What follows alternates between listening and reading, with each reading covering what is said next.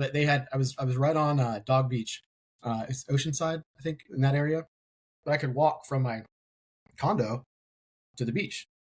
Only problem was they had helicopters buzzing the beach telling you weren't allowed to sit on the beach, and you had to either run, walk, or surf. You can't just sit in the sunshine. Run, walk, or surf. So every day I'd make my coffee, and I'd walk to Dog Beach, see all the doggies, and then walk back, and then just look at the really cold Pacific Ocean that I did not want to go in at all. Yeah. And then that led to me trying to get back to Turkey so I could close out my stuff, grab my things after, everything kind of loosened up. Finally got a flight out of California to Georgia, where my parents lived at the time, my family. See my mom for a little bit. I was like, yeah, I know I haven't been home in 2 weeks, but look, you got me now. Like, now I'm home. This is cool. She's like, oh my gosh, it's so great to have you back. I'm like, yeah, it's great. I can't do anything, but it's great. So got done with that. And then while I was in Turkey, got orders to Alaska at the Third AFSOC. At the time it was the headquarters. Then it became a det. Now it's the headquarters again because reasons. But in Anchorage, thank God, because I didn't want to go to Fairbanks. But also that's where the airborne unit was. And I was like, this is perfect. Perfect. I'm going to jump again, do stuff. It's going to be great. And then lo and behold, start jumping again. And turns out reconstructed knees don't like jumps so much. You were just made of glass. You just have a genetics issue that keeps flaring up. It's endemic. The entire system for you is just breaking down when you hit something. Yeah. But I didn't think I hurt myself that bad at the time.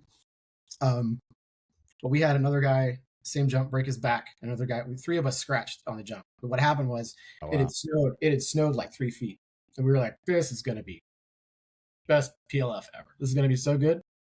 Because we'd strap on our snowshoes and then just, walk out. Well, the next day it warmed up and then it dropped again. So it froze. So we jumped into pack, essentially. So not good after that. And then after that, it's still like, no, it's fine. It's just a little swelling. Like, I'm fine.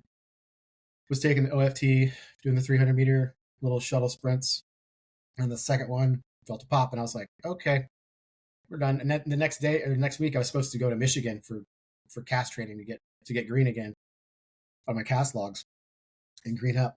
I come in, I go to flight med. I come back in on crutches, and the CPM looks at me. He's like, I am so mad at you right now. I'm so mad at you. It's like, I did all that work to get you back, and now we're here. I know. Or one of our eyes, not the CPM. Sorry. But he's just like, what the F, man? Because he was one of my students in Florida, so it's kind of that cyclical career, if you will.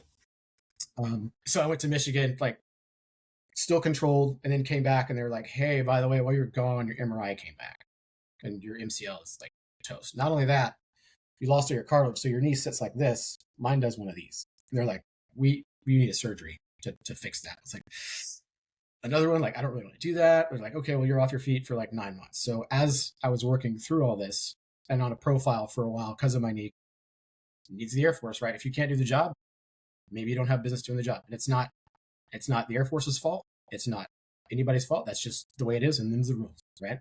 That's when I got hit with a med board. I caught a med board at 19 and a half years.